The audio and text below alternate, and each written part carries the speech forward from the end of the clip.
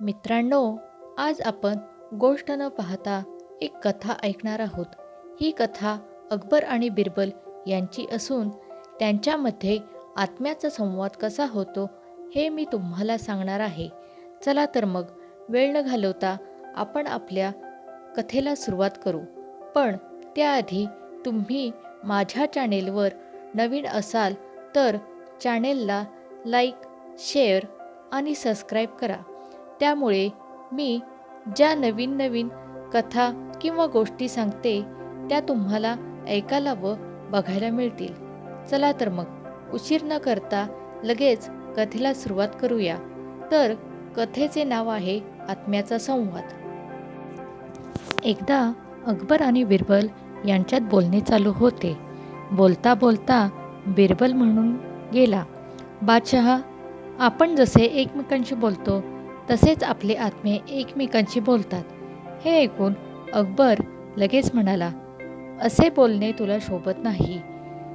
एकतर हे सिद्ध कर, नाहीतर शिक्षेला तयार हो. बिरबलाने आपले बोलणे सिद्ध करून दाखवण्याची तयारी केली.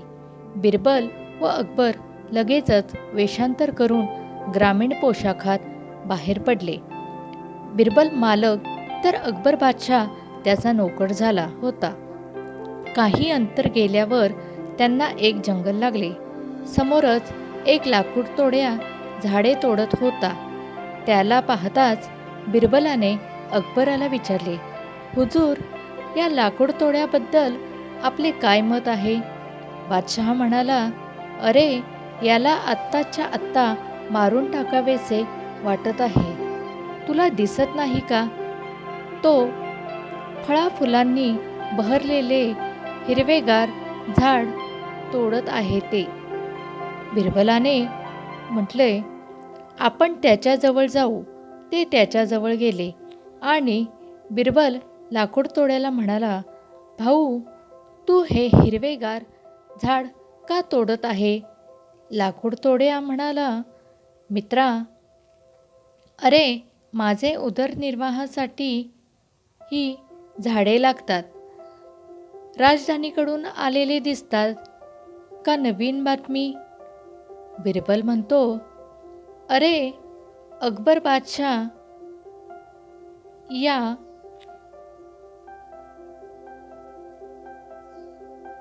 जगात राहिले नाहीत. लाकूड तोड्या म्हणतो, बरे झाले, गेला तो अकबर. बदमाश होता. या उत्तराने अकबर हैराण झाला. पण त्याने नोकराचा वेश घेतल्या कारणाने त्याला काही बोलता येईना. बिरबलाने त्याला पुढे चालण्यास सांगितले.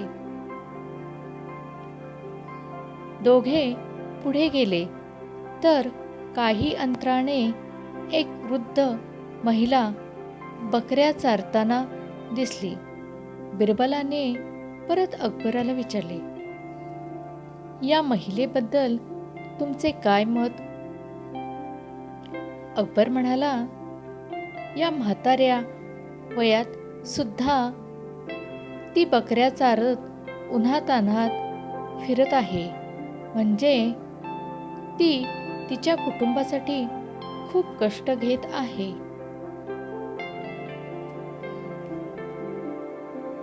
बिरबल काहीच न बोलता वृद्धेकडे